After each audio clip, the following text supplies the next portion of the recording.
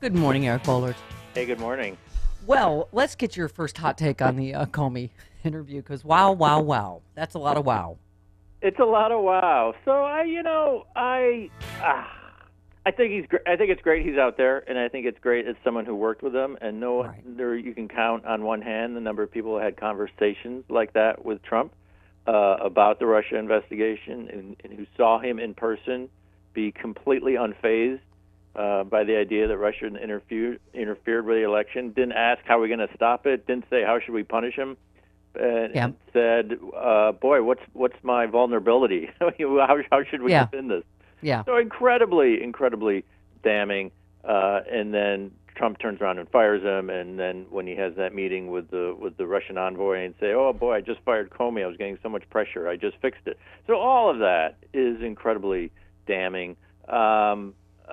I still have major problems with how Yeah. Comey handled the Clinton email situation. So I think he's an important voice to have out there. He's not, he's still not getting a Christmas card from me. Yeah. No, me neither. That's how I would put it. And it's interesting. Amy Siskin tweeted the same thing we were talking about, Eric. She said, "Media, I hope some of the future interviews with Comey will involve questions about how Rudy Giuliani knew in advance and telegraphed on Fox News that news was coming on Hillary just before it did. This needs to be asked."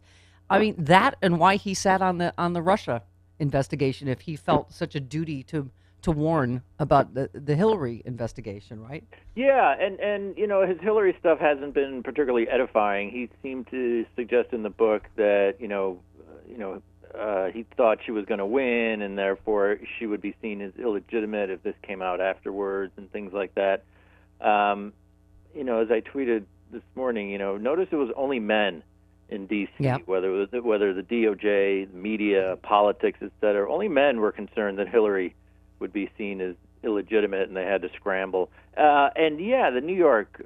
And meanwhile, Trump Yeah. is seen as wholly illegitimate because of the decisions Comey made, right? Right, exactly. No one. There was such a massive double standard that we've talked about endlessly.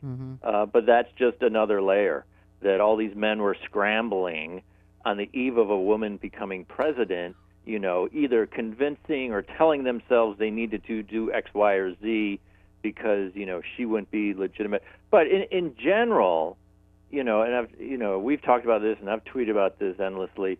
If you go back to October of 2016, everyone thought she was going to win, and everyone in the D.C. bubble, particularly the media, saw it as their job to make sure she limped across the finish line, to make sure it was not a feel-good victory, to make sure she was they were kind of snapping at her heels. That was the narrative. Yep. The most important thing was that Hillary Clinton not have a feel-good victory. And so lots of people did lots of things to make sure that happened. And now we're still paying the price for that because some of the people that did things was James Comey. Yeah. Well, and you also, you tweeted the New York Times editorial board saying GOP must take a stand to protect a Russia investigation. You say this arrives 14 months late. I keep making this point, but the New York Times basically wasted an entire year of Trump coverage by endlessly profiling his supporters and pretending Trump has any effing clue as to what he's doing as president. It's just all of this stuff comes back to haunt us, doesn't it, Eric? Like remembering that someone actually said Hillary was too overprepared in one of the debates. I mean, it's just... Well, and I've tweeted this Washington Post column many times from like 10 days before the election. It was, if Hillary wins, nonstop scandal for 4 years. That New York Times editorial is kind of tied into the Comey thing in that on the big picture, I'm glad they're here. I'm glad they've arrived at the party. We've been waiting for people for 15 months. We've been waiting for the New York Times to drop this ridiculous timidity, to drop the ridiculous, well, he's president, so if he says something, we have to pretend it's real for a news cycle until we knock it down. Why the New York Times editorial page it hasn't been calling him a pathological, unstable liar for the last 15 minutes. I don't know. It's all because of the etiquette police. Thank you. And by the way, we've had Joe Scarborough on this show. I'm glad he's come around. Yep. But you're right. Like, you can't get away from your complicity, not him just personally, but you're right, the whole media. Because I love that now they throw in, along with Russia and the FBI, they throw in, oh, and Hillary ran a bad campaign, or she was a bad candidate. I'm like, really? despite all of that, she broke a 200-year barrier and won by 3 million votes. I mean, really, that's a bad campaign. I think that's the thing they throw in to kind of exonerate themselves for how complicit they were in this coverage of her, right? Yeah, and the good news, the New York Times has finally stopped running profiles of Trump voters. I mean, I think they probably did 30 or 40 of them. Right. And they, like I said in that tweet, they wasted an entire year fawning over Trump supporters instead of focusing on the fact that he is completely incapable of becoming president. I mean, I was right.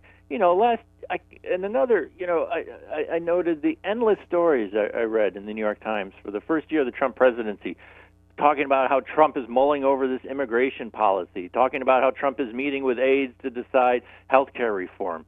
We now know, everyone now knows, he doesn't understand 2 sentences of any of that. He never met with aides to mull over health care reform. Yeah. He was completely clueless. And now that he's fired all these people, the Times and the D.C. press is starting to concede what you and I knew from day one. Right. This guy is a fraud. He's in over his head, has no idea what he's talking about. He's wandering around the halls of the White House, and that's how, quote, policy is being made. Yeah. And I mean, now this attack on Comey is, as you've commented on, Eric, like these are people that work for Donald Trump that are talking about someone else's credibility. Right.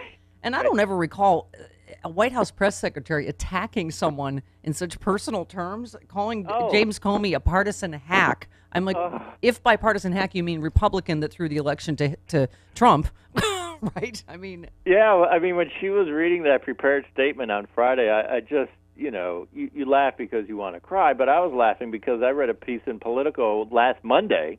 Right. And it said the White House doesn't really have a strategy for Comey. He was supposed to be in Peru at the end of last week, and they thought he might stay above the fray because he'd be on another continent. He, of course, canceled his trip to Peru in the Latin summit, and he was home brooding on the West Wing, tweeting out all this stuff. And the article also mentioned the White House didn't even bother to come up with a strategy to deal with Comey because Trump would just obliterate it with a tweet. Yeah, so, and even for him, this tweet storm. What was the one this morning about how many crimes accusing Comey, everybody of committing crimes? You talk about it. They echo it on Fox that Comey. One guest you said denounced Comey as very disturbed and someone who should be sitting in prison. I mean, right. I mean, these charges are just so outrageous, aren't they? They are, and yet here we are. We got the word. There was an NBC report. Was it Friday afternoon? Rosenstein was going to be gone soon. Everyone was bracing, and it continues to be fascinating. I mean, he just lashes out at this investigation and refuses to pull the trigger. And it took him about 2 days to decide he was going to fire Mueller last year, and he did it. We're now in month 5 of this. And it's kind of fascinating in a morbid way, what is stopping him from doing it? Is he actually listening to people, whether it's Grassley or other senators saying, or Lindsey Graham saying it would basically be the end of your presidency? He doesn't seem to put much stock in logic and things like that. Right. But maybe in this case it is. But it just becomes, the boy who cries wolf. I mean, it's just endless. And, what are you going to do about it? If you're not going to do anything, yeah. Shut up and do something else. Yes, exactly. Quickly, though, I mean, the one thing I said over and over is like he's going to start a war to distract. And sure enough, your headline is Fox News hints to Trump bombing Syria could distract from the Comey book. I mean, as you're saying, there's one Fox guest looked directly into the camera to address Trump, urging him to bomb Syria. You said that on Fox and Friends, they said, if the president decides to strike Syria, don't you think that story would be a bigger story than Comey's book? I mean, and the other headline I'm looking at is Trump sought advice on Syria from legal team defending him in Russia probe. What more evidence do we need that everything is connected to Trump-Russia, right? Well, if he's taking Middle East advice from Sean Hannity, why not take it from his criminal defense attorney? I mean, it makes it's all they're all part of the same orbit in Trump's mind. Look, the only good news with the Syria strike was that apparently Mattis would only go along with something incredibly limited, right? And it had to be incredibly limited to get the UK and France on board. So the whole thing was a complete waste of time, as everyone knew it would be. So there are still those guidelines in place, whether it's Mattis or international. Well, so it's not like Trump has gone full blown, rodeo cowboy.